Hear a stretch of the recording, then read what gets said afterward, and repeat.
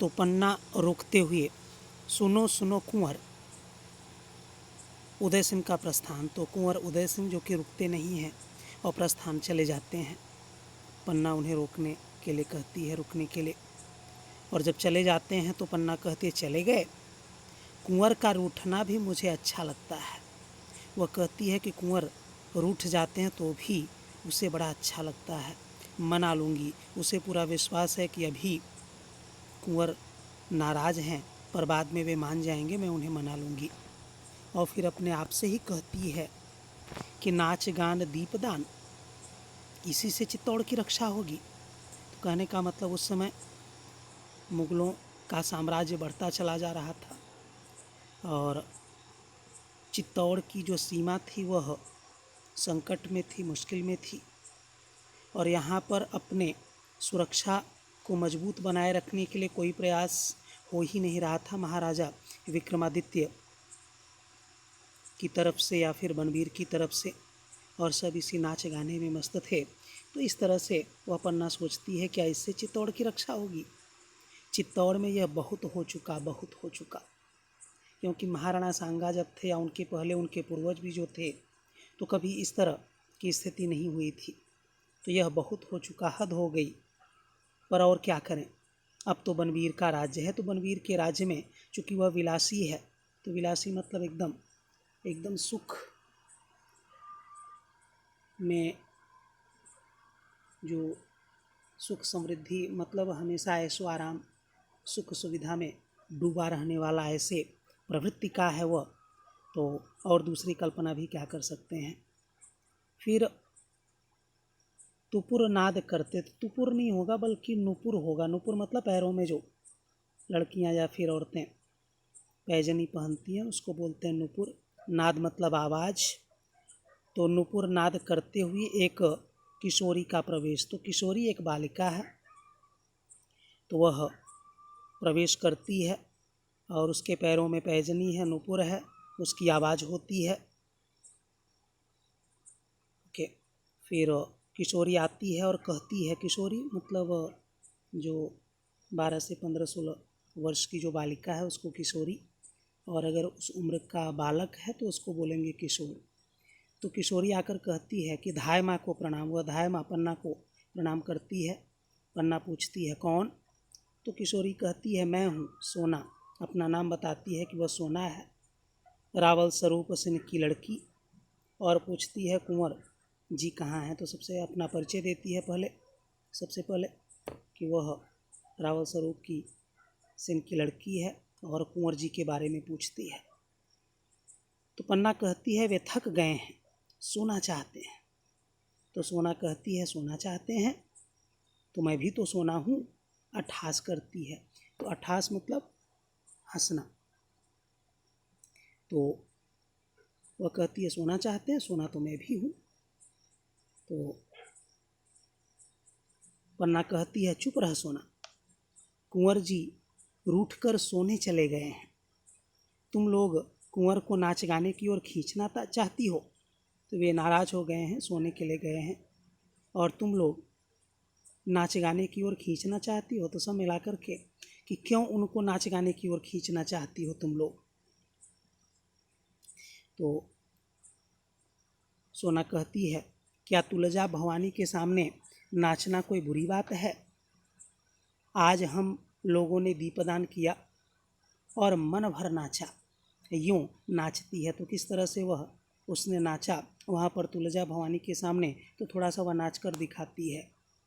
और फिर कहती है कुंवर जी भी तो बड़ी देर तक हमारा नाच देखते रहे, मैं भी उनको देखकर बहुत नाची, उनको हमारा नाच बहुत अच्छा लगा। देखो पैरों की यह ताल। तो पैरों की ताल मतलब एक तरह से थोड़ा सा वो नाच कर दिखाती है। और नूपुर की झनकार जब नाचती है तो जो उसके नूपुर हैं, जो उसकी पैजनी है, वे झनकार देते हैं मतलब बजते हैं वो। पन्ना रोकती है उसको ऐसा करने से और कहती है कि बस कर सोना, अगर तू रावल जी की लड़की न होती तो आगे कुछ कहना चाहती है कि तभी सोना उसे रोक कर बोलती है कटार झोंक देती।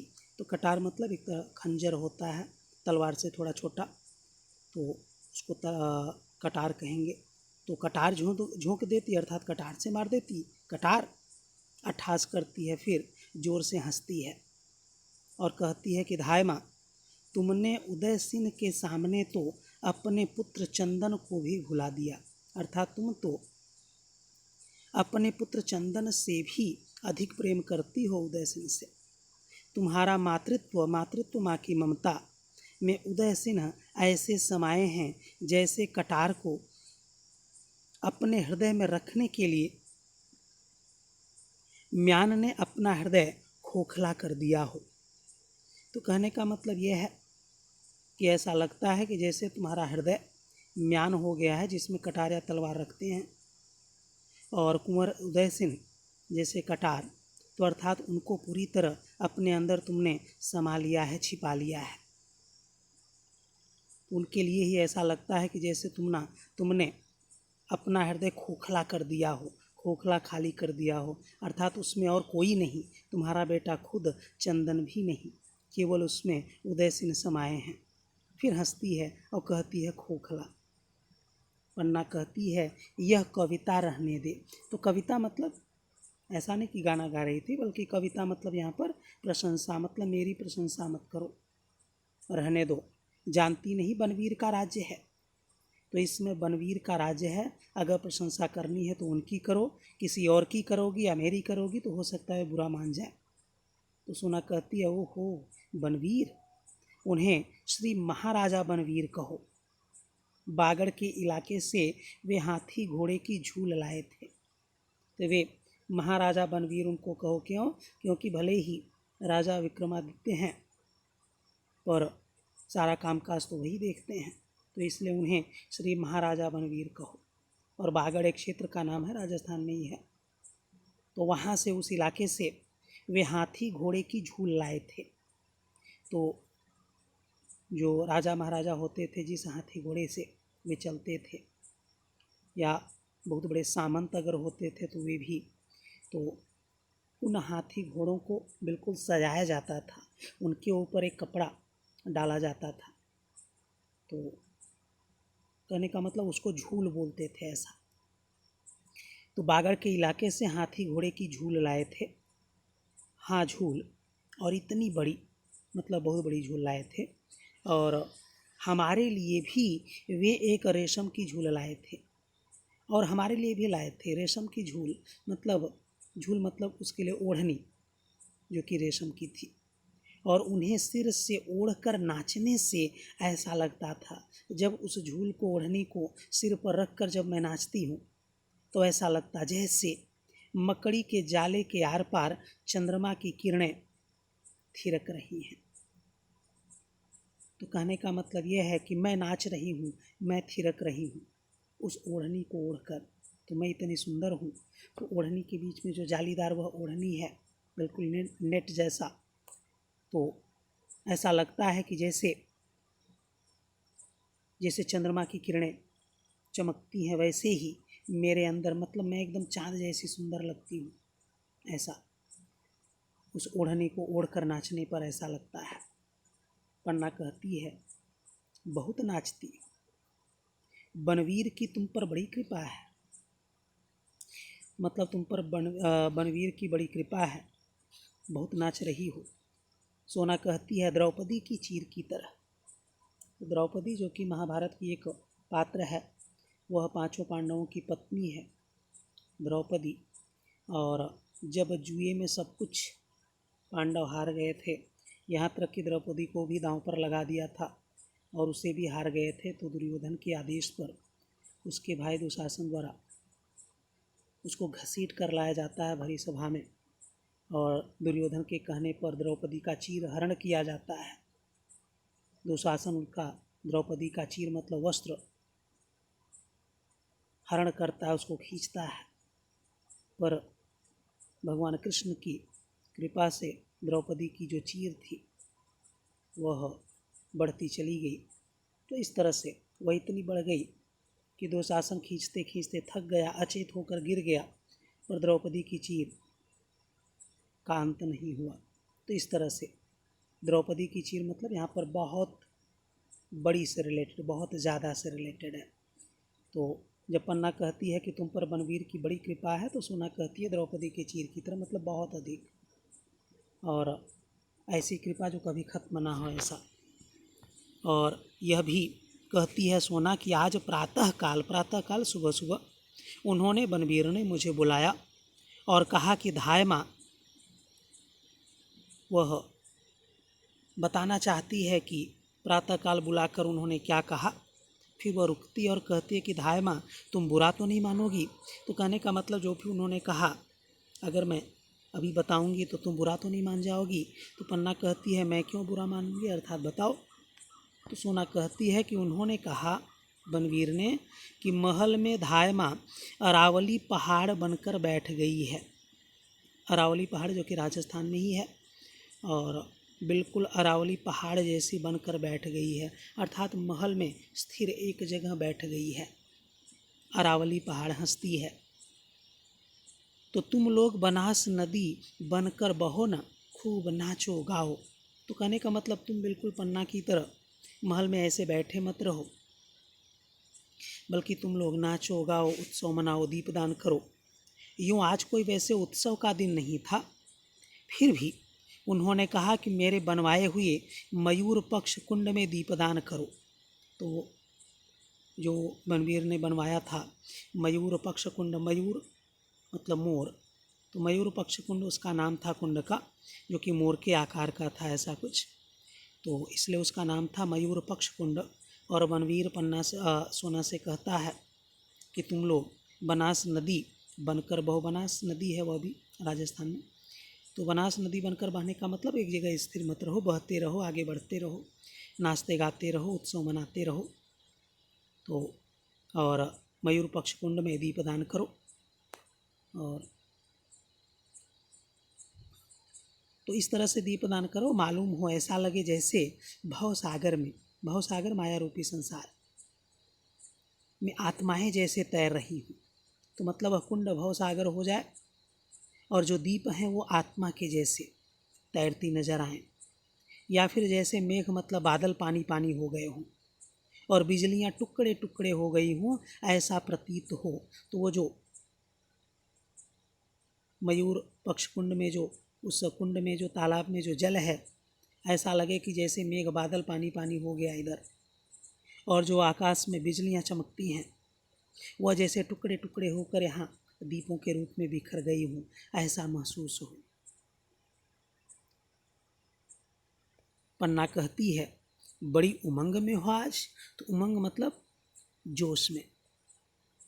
सोना कहती है कि दीपकों के साथ उमंगे भी लौ लेने लगी हैं। तो कहने का मतलब कि दीपक में जो फ्लेम जलता है, तो बिल्कुल उसी तरह हमारे अंदर भी जैसे लौ मतलब फ्लेम निकल रहा है, अर्थात यहाँ पर उमंगे भी लौ लेना मतलब कि एकदम जोश में आना, मतलब जैसे हमें भी जैसे यह सब देखकर जैसे जोश सा आ गया है। धाय माँ, सारा जीवन ही एक दीपावली का त्यौहार बन गया है। ऐसा लगता है कि जैसे अब पूरा जीवन ही दीपावली, मतलब कि दीपावली के दिन जैसे खुशियाँ मनाते हैं, ऐसा लग रहा है कि पूरा जीवन ही अब एकदम खुशियों से भर गया है, जैसे जीवन में रोज दीपावली है, ऐसा प्रतीत होता है। पन्ना कहती है तो यही त्यौहार मना रही हो तुम, मतलब त्योहारी दीपावली का त्यौहार, खुशियों का त्यौहार। तो सोना कहती है मैं ही क्या, सारे नगर निवासी यह त्यौहार मना रहे हैं, और नहीं मना रही हो तो तुम, धाय माँ, तुम। तो कहने का मतलब जितने भी नगरवन निवासी हैं, हर कोई इस दीपदान के उत्सव में हर कोई शामिल है, हर कोई मना रहा है, हर कोई दीपदान कर रहा है, नाच गा रहा है, देख रहा है। अगर कोई नहीं तो वह हो तुम। पहाड़ बनने से क्या होगा, राजमहल पर बोझ बनकर जाओगी बोझ।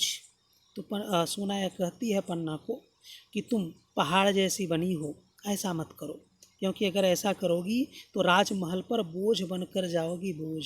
तो राजमहल में जितने भी सामंत हैं, जितने भी लोग हैं, जितने भी रावल हैं, या फिर महाराज बनवीर ही, वे तुम्हें पसंद नहीं करेंगे, अर्थात तुम उनके लिए एक बोझ जैसा, एक रुकावट जैसा बन जाओगी फिर। और अगर नदी बनोगी तो तुम्हारा बहता हुआ बोझ पत्थर भी अपने सिर पर धारण करेंगे, पत्थर भी। पर अगर नदी की तरह बहोगी, अर्थात समय के अनुसार आगे बढ़ोगी, अपने आप को चेंज कर लोगी, एक ही जगह पर अटल ऐसे पड़ी नहीं रहोगी, तो फिर हर कोई पत्थर भी तुमको अपने ऊपर धारण करेगा, अर्थात पत्थर दिल बनवीर भी तुम्हें आदर सम्मान देगा। आनंद और मंगल तुम्हारे किनारे होंगे। तो आनंद और मंगल मतलब खुशियाँ ही खुशियाँ तुम्हारे किनारे होंगे। जैसे नदी के दो किनारे होते हैं, वैसे तुम्हारे जीवन के भी आनंद और मंगल ये दो किनारे होंगे। जीवन का प्रवाह होगा, तुम्हारा जीवन प्रवाह होगा, आगे बढ़ेगा खुशियों से। उमंगों की लहरें होंगी, उमंग जोश की लहर दौड़ेगी तुम्हारे अंदर, जो उठने में गीत गाएंगी, गिरने में नाच गाएंगी। गीत और नाच धायमा, गीत और नाच। जैसे सुख और सुहाग एक साथ हंस रहा है, तो सुहाग मतलब पति या सौभाग्यशाली, ऐसा। तो और सुख, तो कहने का मतलब कि अगर तुम पहाड़ नहीं बल्कि नदी बनोगी और अपने एक ही जिद पर, बात पर नहीं अड़ी रहोगी, और बनवीर की जो इच्छा है उसका सम्मान करोगी, उस आधार पर चलोगी, तो तुम्हारे जीवन में भी सुख सुहाग खुशियाँ होंगी, जोश होगा, उत्साह होगा। और जब दीपदान का दीपक अपने मस्तक पर लेकर चलोगी धायमा, तो ज्ञात होगा, ऐसा लगेगा धायमा जैसे शुक्र तारे को मस्तक पर रख कर उषा आ रही है। तो जब दीपदान करने के लिए यहाँ से निकलोगी, दीपक लेकर एक बर्तन में लेकर निकलते हैं, ऐसा सामने हाथ पे लेकर भी, और या तो सिर पर रखकर ऐसा। तो या हाथ से ऐसा थोड़ा उठाकर अपने बिल्कुल चेहरे के सामने, तो ऐसा लगेगा जैसे शुक्र तारे को मस्तक पर रखकर उषा आ रही है। उषा मतलब भोर। तो एकदम सुबह सुबह आप देखते हैं कभी कभी आसमान साफ रहेगा तो एक तारा खूब तेज टिमटिमाता नज़र आएगा, तो उसको शुक्र तारा बोलते हैं।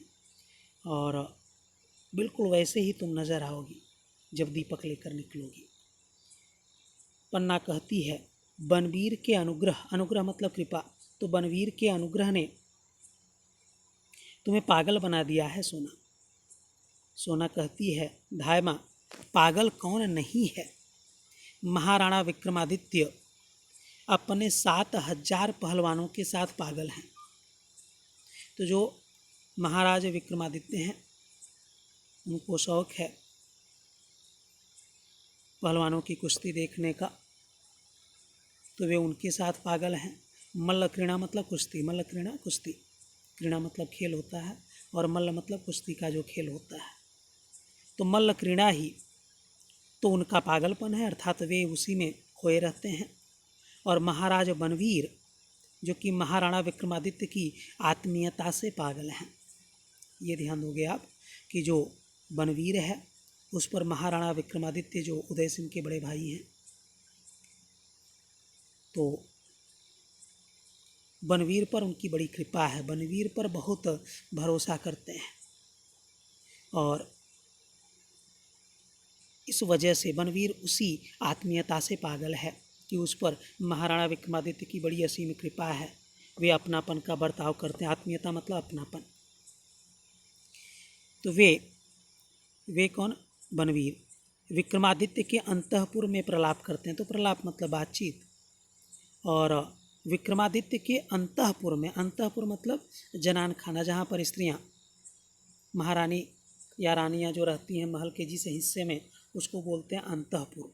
तो वहाँ पर कि महाराजा विक्रमादित्य के अंतःपुर में जहाँ पर रानियाँ रहती हैं, वहाँ पर वे जाते हैं, समय बिताते हैं, प्रलाप करते हैं, बात करते हैं, बातचीत करते हैं।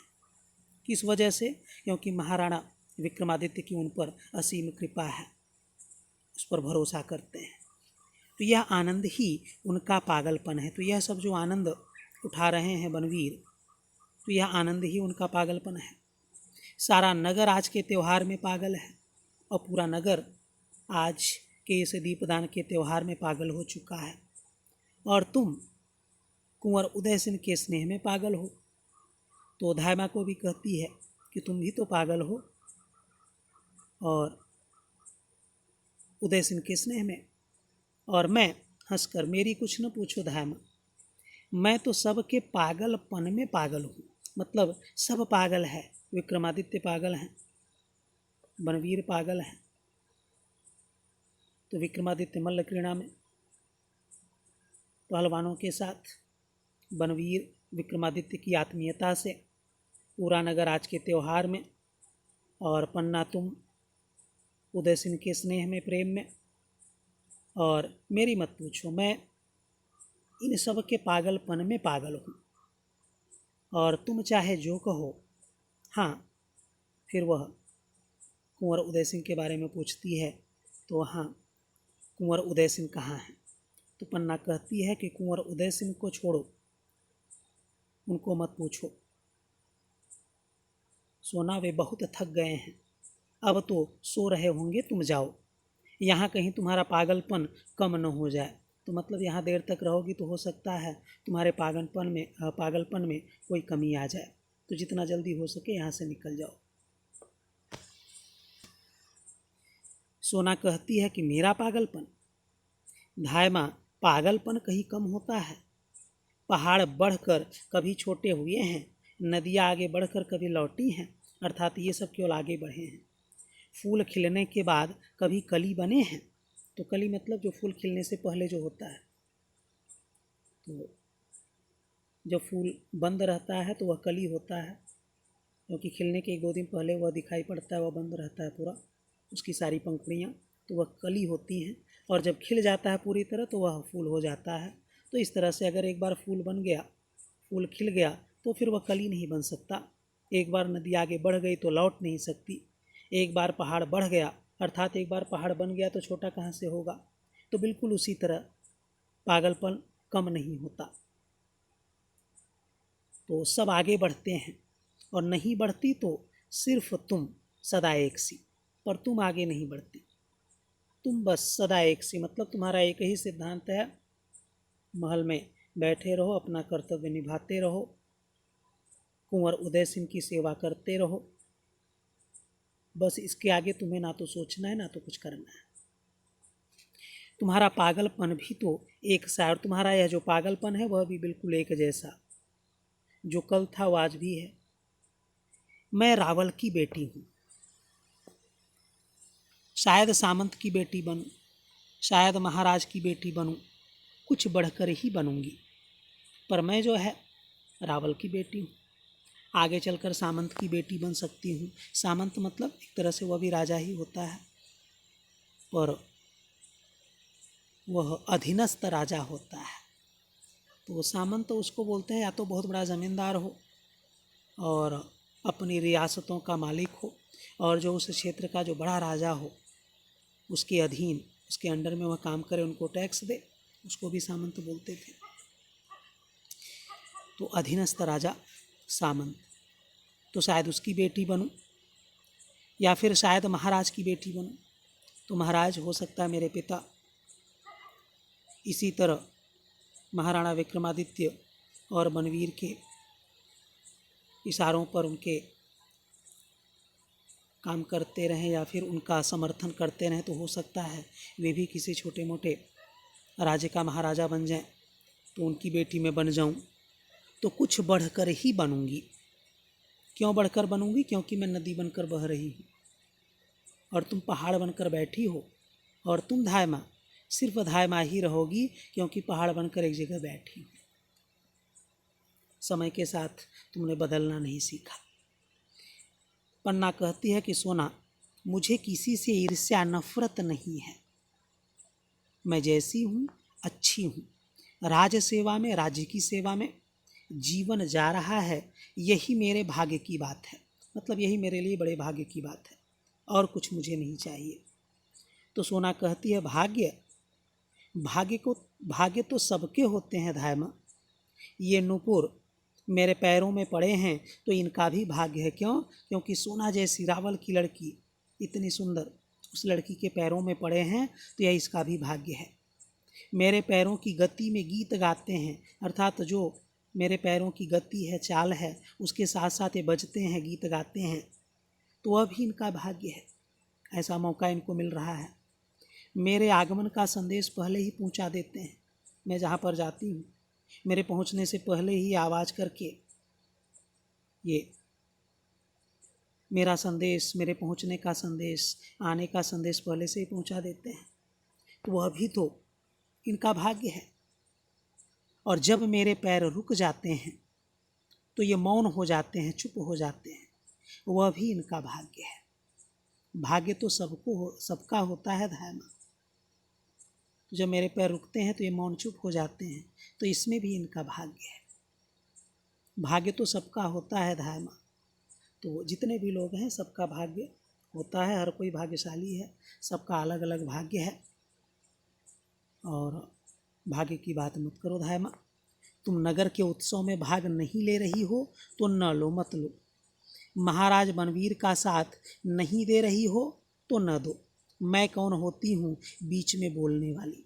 तो मतलब कि अगर तुम उत्सव में भाग नहीं ले रही हो, इसका मतलब तुम महाराज बनवीर का साथ नहीं दे रही हो, उनका विरोध कर रही हो। पर अगर ऐसा करती हो तो करो, मैं कौन होती हूँ बीच में बोलने वाली, तुमको कहने वाली। पन्ना कहती है कि तो क्या मेरे उत्सव में जाने और न जाने का संबंध बनवीर की इच्छा से है। तो मतलब मैं उत्सव में नहीं जा रही हूँ, या फिर अगर जाऊँ तो क्या इसका संबंध बनवीर की इच्छा से, अर्थात क्या बनवीर की इच्छा है कि मैं उत्सव में शामिल हूँ। तो सोना कहती है कि फूल कुछ कहता है, अपनी सुगंध भेज देता है, दीपक कोई संदेश भेजता है, पतंगे आपसे आप आ जाते हैं। तो दो एग्जाम्पल देती है वह कि जैसे फूल खिलता है तो अपनी सुगंध भेजता है और भंवरे चले आते हैं, या मक्खियाँ जो हनी बी है वह चली आती है, तो कुछ कहता नहीं बल्कि बस अपनी सुगंध भेजता है। दीपक कोई संदेश नहीं भेजता। दीपक रात को जब दिया जलता है तो पतंगे, कीड़े मकोड़े अपने आप ही वहाँ पर आ जाते हैं, वह किसी को बुलाता नहीं। तो बिल्कुल उसी तरह तुमको भी समझना चाहिए कि महाराजा बनवीर की इच्छा क्या है, क्या वे कहेंगे तभी। पन्ना कहती है कि मैं जानती हूँ इस दीपक की आग में मैं जल जाऊंगी। पन्ना कहती है मुझे पता है कि यह जो दीपदान का दीपक है, इस आग को मैं नहीं देख पाऊंगी, मैं जल जाऊंगी। अर्थात इस दीपदान में मैं अगर शामिल होती हूँ तो ऐसा लगेगा कि जैसे मैं जल गई, अर्थात वह उसे अच्छा नहीं लगेगा। सोना कहती है तो कुंवर जी को भेज देती, उनको तो कोई आग न छू लेती। तो कहने का मतलब तुम जल जाओगी, तुम्हें बुरा लगेगा या अच्छा नहीं लग रहा है, ठीक है, तो कुंवर उदय सिंह को भेज दो, उनसे तो तुम्हें कोई आपत्ति नहीं, उनको तो कोई आग नहीं छू सकती। पन्ना कहती है कैसे भेज देती, इतने आदमियों के बीच उन्हें कैसे भेज देती। महाराज सांगा अर्थात महाराणा सांगा के वंश के, उनके कुल के वे एक ही तो उजाले हैं, बस एक ही तो चिराग बचा है। अब एक ही इसलिए बोला क्योंकि विक्रमादित्य तो हैं पर अयोग्य हैं, उनका कुछ मतलब नहीं है। वे राजा तो बन गए हैं पर जितने भी सामंत हैं, मंत्री हैं, वे सब उनसे असंतुष्ट हैं, क्योंकि वे अपने में ही खोए रहते हैं और सारी जिम्मेदारी बनवीर के ऊपर सौंप दिया है। तो इसलिए यहाँ पर केवल उदय सिंह को महत्व दिया गया है कि वे ही तो महाराज सांगा के एक ही वंश हैं, उजाले हैं। महाराणा रतन सिंह 3 ही वर्ष राज करके सूर्यलोक स्वर्गलोक चले गए। तो महाराणा रतन सिंह जो कि महाराणा सांगा के बड़े पुत्र, तो 3 वर्ष उन्होंने भी शासन किया और उसके बाद वे भी परलोक चले गए। और विक्रमादित्य भी बनवीर की कूटनीति मतलब षड्यंत्र या गुप्त चाल से अधिक दिनों तक, मतलब पन्ना को आशंका है कि विक्रमादित्य भी, मुझे नहीं लगता कि वे ज़्यादा दिन तक वे भी जीवित रहेंगे। तो सोना कहती है कि धायमा तुम विद्रोह की बात करती हो। तो मतलब इस तरह बनवीर पर आरोप लगा रही हो, अर्थात तुम विद्रोह कर रही हो, विरोध कर रही हो बनवीर का।